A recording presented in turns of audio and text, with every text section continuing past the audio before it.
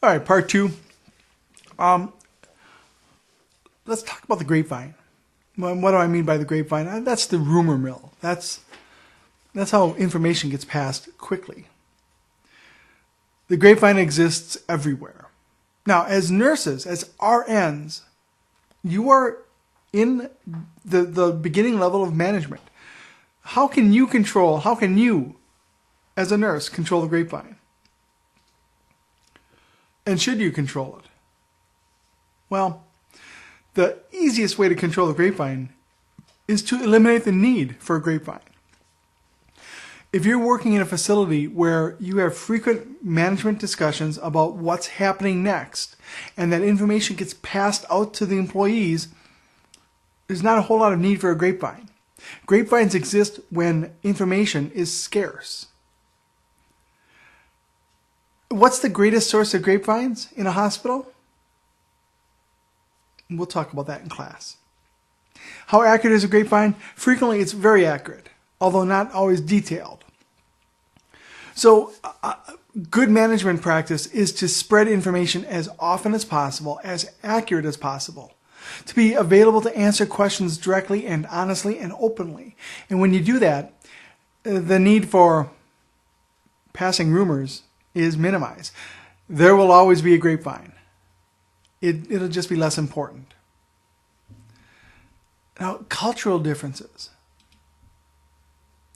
That's an important factor. Now, what do we mean by culture? And obviously, if you are working with an African American person or a person of Asian origin, they have a different cultural background. You could be working with a Latino. There's a different cultural background. But it's way more than that. Cultural background, cultural diversity encompasses many different things. Gender can be diversity. Religion, age, education level, socioeconomic level, language barriers. These are all different aspects of culture that impact how we work. We've talked at length about Jehovah's Witness and their cultural needs. That is a cultural difference, and you can't tell that by looking at the person. You can't. If an African American person comes into your ER or your hospital, it's pretty obvious that they are African American. Now, that doesn't necessarily mean that they have a cultural difference, but you at least are given a cue that there may be something. Jehovah's Witness, there's no visual cue. Sexual orientation, no visual cue. A person who's strictly vegan, no cues. So communication is how we break down these cultural diversity potential barriers. We need to interact effectively. We need to speak clearly. We try to avoid slang. And we use coworkers who may have a better understanding. But ultimately, we need to respect and empathize with all of our patients, regardless of their cultural background. We try to avoid stereotypes, but they do exist. And so we need to recognize the stereotype beliefs as being probably inaccurate. So we'll be working with this scenario where there's a local small town emergency department. There's a multi-car accident on a local highway due to fog, and many patients are arriving at once. It's a mass casualty emergency. I want you to think about what attitudes might the patient feel, what the patient might feel from the staff, and what attitudes might the staff feel about the patients. And in class, I'll be handing out some specific patients to different people, and we're going to talk about the cultural implications of each of those patients. So let's go back to communicating. How are some other ways of communicating? We talked about verbal, but writing communication non-verbally. How do we communicate in writing? If you're communicating upward to a supervisor, your communication needs to be more formal. Don't send it without careful proofreading. It's embarrassing to send an email with mistakes.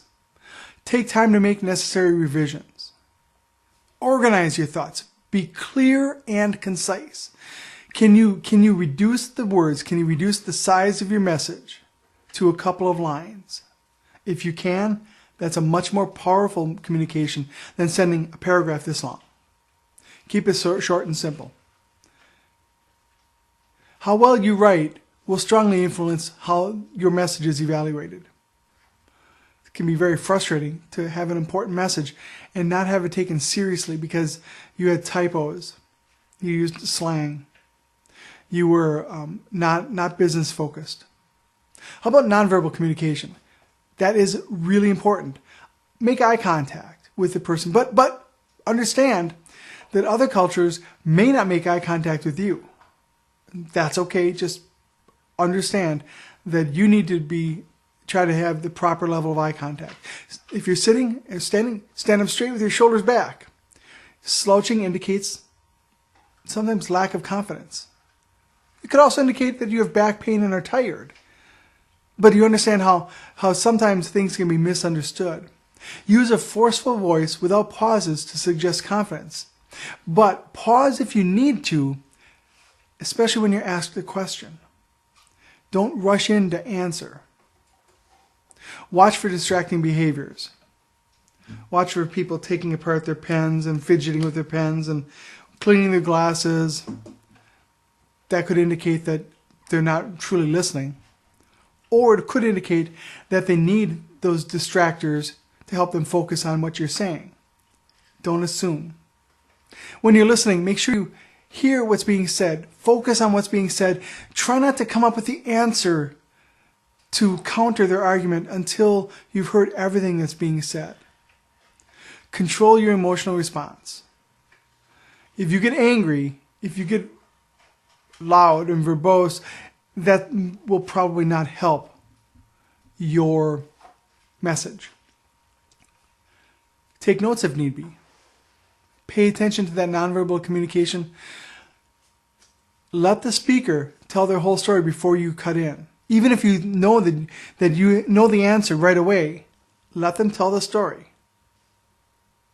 Respond positively to the communication and allow yourself to hear all sides before making a decision. How about with technology? And don't misuse and overuse machines. Machines are awesome, but they can be overused. When you leave a voicemail message, speak slowly and distinctly. Text messages, if you're sending a text message to someone, try to limit the number of text spellings and images used. Remember, especially if you're communicating up, you want to communicate professionally. If you're calling somebody, make sure it's convenient to talk. You may be interrupting something important and they may not be willing to tell you that. So always ask, is it okay to talk right now? If you're teleconferencing, make sure that each party is introduced to the others. And understand how to use the mute button if someone is having background noises such as a barking dog. If you have a business card, make sure that they have all ways of contacting you, including your email address and any number of numbers that may be there. Do not become emotional in an email. That is a great way of just saying things the wrong way. If you're angry, upset, whatever, and you want to write an email, write it, save it, and come back to it later and reread it.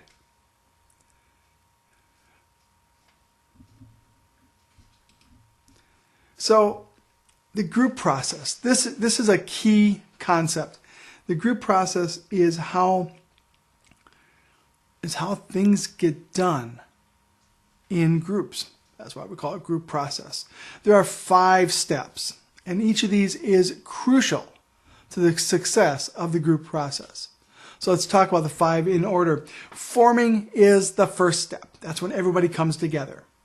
First day of class, we are forming a group. There is high dependence on the leader the instructor for guidance and direction. There's little agreement on the team or what's going on.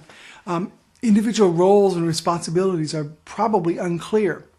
The leader of the group must be prepared to answer a lot of questions about the team's purpose, the objectives, the relationships. Processes are often ignored at this point. The leader is directing what's going on. So in the forming, it's when everybody's coming together. Nobody really knows what's going on. People may not even know why they're there, but they're forming. The next step is storming. And this is when things are starting to be tossed around, brainstorming of ideas, controlled pandemonium, okay? If you've ever seen a large group brainstorming an idea, people are possibly shouting out ideas all at once, trying to get their ideas heard. Decisions are not really happening at this point. It's merely an idea generating process. But clarity of purpose increases, but there's still uncertainties. This is when cliques and factions within the group start to form. In the forming process, everybody shows up. In storming, now we're starting to form subgroups within the group. These groups may be vying for position as they try to establish themselves within power. But at this point, nothing has been decided yet. So again, forming is when everybody gets together. Storming, all the idea generation, the cliques are forming now, but still no decisions. Now, in the norming step, that's when agreement and consensus is largely formed among the team. Roles and responsibilities are now clear and accepted. We've made the decisions from that storming process, now we're norming it. Big decisions are made by group agreement. Small decisions may be delegated to individuals or small teams within the group, but the commitment and the unity within the large group is strong. This is when the group has the most social activities together. There's discussions and development in processes and working style.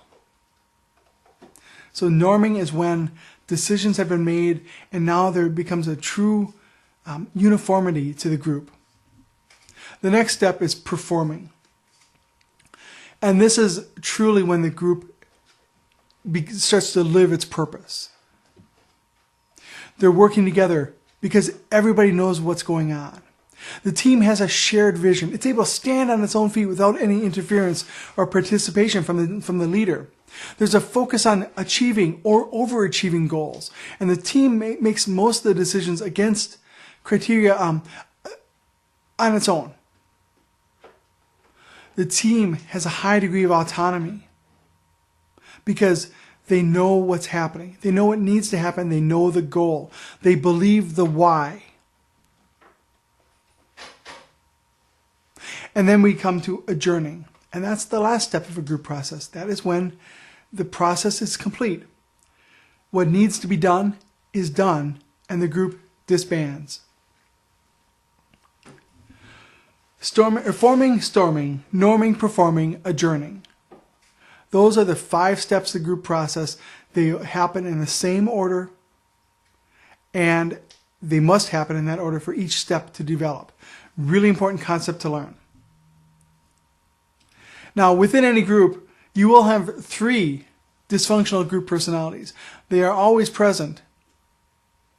Not always everybody's there, but you will always see these 4. I can't count today. You have the self-servers. These are the people who believe the rules don't apply to them. They show up when they want to show up. They show up late.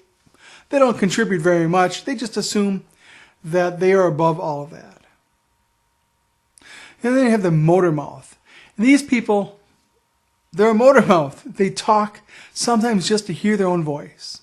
They always interrupt other people. They always have to have their voice heard.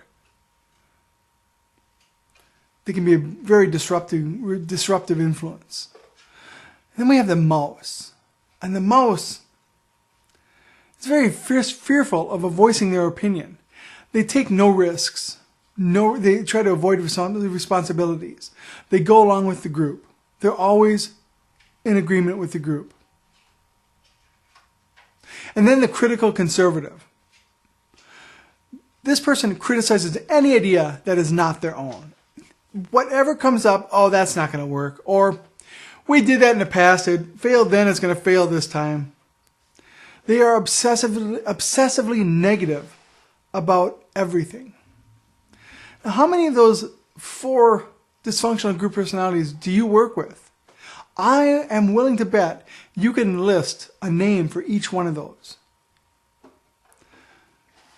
Understanding that they're there, understanding these personalities is going to be the key for your success, because you need to work with them regardless of their personalities. You can't change their personality. You can only change how you approach them. We'll talk about that more in class. Come back for learning part 3.